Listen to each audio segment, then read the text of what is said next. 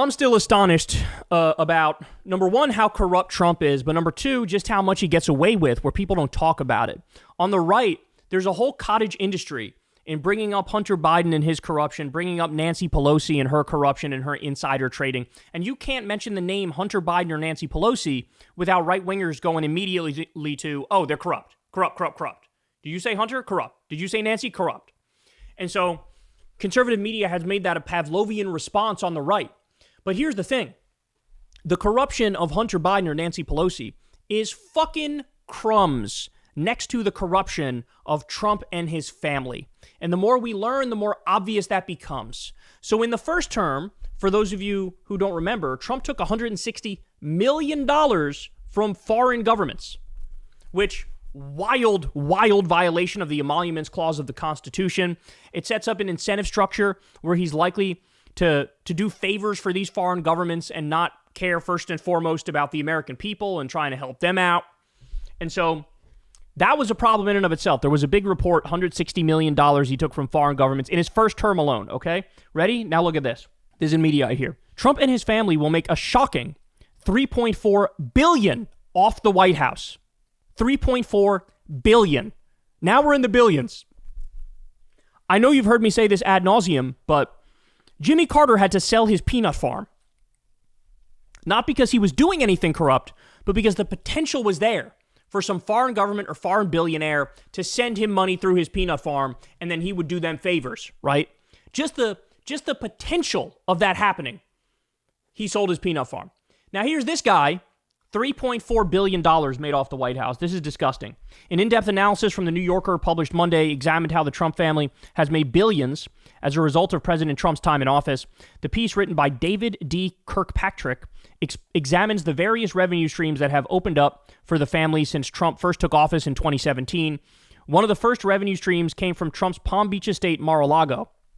So on the issue of Mar-a-Lago, Kirkpatrick says the following. In addition to the revenue he generated by holding his own campaign events at his club, he has profited from other candidates, conservative groups, and influence seekers rushing to hold events there too. The club says that it limits membership to 500 people.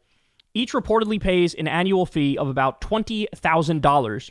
But after the 2016 election, Trump began jacking up the initiation fee. In 2016, it was $100,000. Last fall, it was set to rise to $1 million. Using publicly available financial disclosures, it's estimated that Trump profited $125 million with Mar-a-Lago. So understand the way this works, y'all. If you are a wealthy businessman, right? If you are, in a foreign government, right? If you're a Saudi royal, right? Fill in the blank with whoever has money, whoever has wealth and power. If you're one of those people, you look around and you go, okay, I know Trump. I know his type. And his type loves the power, loves the wealth, loves the influence, and he's very transactional. It's very pay to play with him, right? So you go, all right, I'll go buy a membership at Mar-a-Lago, and I can go schmooze with him or send a representative to do just that. And what you're doing is you're setting up the relationship where now, I'll make a phone call, I want a favor, right? I want support on this thing or support on that thing or a subsidy for this or, a tax break for that. And then what happens? That's how business is done, baby. That's how you get a government which is first and foremost concerned with transactional politics, with corruption, with bribery, with looking out for everybody inside the club and not people outside the club. That's how you get a situation like that. And so they all realize, okay, just go join Mar-a-Lago, and then, you're in the club. You're set to go. In fact, Don Jr., I believe he opened up. It was like a DC social club where it costs like $500,000 or $1 million to join. And what you have is all these, the tech broligarch assholes, the Bill Ackmans of the world and people like that, the David Sachs, all these, they're like, okay, I'll go join this social club. And then again, now you're on the inside. Now it's pay to play. Now it's I scratch your back, you scratch mine. And remember, in the midst of all this, what are they doing? Kicking 17 million people off their Medicaid, kicking 3 million people off the SNAP program, the food stamp program, destroying Meals on Wheels, cutting pediatric cancer research. So as they destroy every good thing this government does for regular people, internally, oh my God, they're partying like nobody's ever seen. Because the good times keep going for them. right? So Trump made $125 million with Mar-a-Lago alone. All right. Trump's most lucrative streams came from his recent embrace of cryptocurrency, although he previously called the crypto industry a scam and claimed that prices were based on thin air. Trump began making serious investments. To date, he has made an estimated $412.5 million on token investments. A financial investment company known as World Liberty Financial gave the Trump family millions of digital assets in return for their promotion. Then, Trump media fully embraced the industry by selling crypto assets to ordinary investors in the form of exchange-traded funds, ETFs. The report continues. So we'll get to that in a second. But I remember that. Do you guys remember that? Trump, early on, he correctly pointed out, oh, crypto's a total scam. This is bullshit. This is nonsense. And he made that point time and time again. As soon as the crypto people came to him and said, hey, bro, we can make you way more rich, he goes, what do I have to do? And then boom, we're off to the races. This is the kind of guy we're talking about, right? There are no principles. There are no values. I mean, he's a hollow, vapid, empty son of a bitch. That's who this is. I've told you guys from day one doing this show, I've never done an ad read. I never will do an ad read. I've never talked to a corporation. I never will talk to a corporation. This is real independent media. And to this day, I've never have. From 2012 until today, I'm a man of my word. This motherfucker tells you 1 year, crypto's a scam. We don't like crypto. It's fake. It's all fake money. I believe in the dollar. This thing called the dollar. Fast forward 2 or 3 years. Oh, we love crypto. I'm selling my own crypto coin. Why? All because he can get rich. All because he cares about his wallet more than he cares about the country, even though he's president of the United States of America. Oh my God. He's just such a scam artist. It's unbelievable. It's unbelievable. Dozens of better established investment firms are also setting up crypto ETFs, but Trump media, which trumpets slogans about the patriot economy, is the only one tied to the president. Devin Nunes, the CEO of Trump Media and a former Republican congressman, said in a statement that the ETF would offer an alternative to woke funds and cater to investors who believe in America First principles. The size of the market for Trump Media's planned ETF remains to be seen. Not long after the Trump brothers put American Bitcoin in motion, Trump Media began speculating on crypto. This past spring, the company, taking advantage of its high meme stock share price, raised more than $2.3 billion by selling shares and convertible bonds to private transactions to about 50 big investors. Then in July, Trump Media said it had spent that money on Bitcoin and on options for more. Trump Media's embrace of crypto alone has reportedly netted the president and his family $1.3 billion. In total, Trump has an estimated profit of $3.4 billion from his time in the White House, according to the report. So let's just stop and reflect on what we're dealing with here.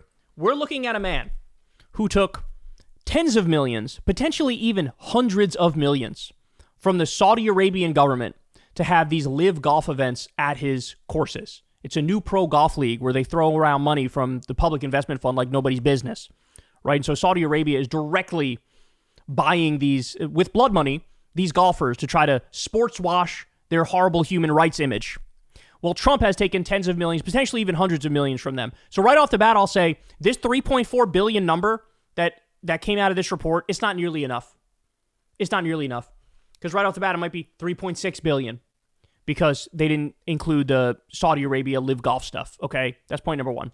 This is a guy who also, with his run-of-the-mill political corruption, he took $100 million from Miriam Adelson, $200 million from Sheldon Adelson before that, and that was all a quid pro quo. Hey, for Israel, you do whatever they say.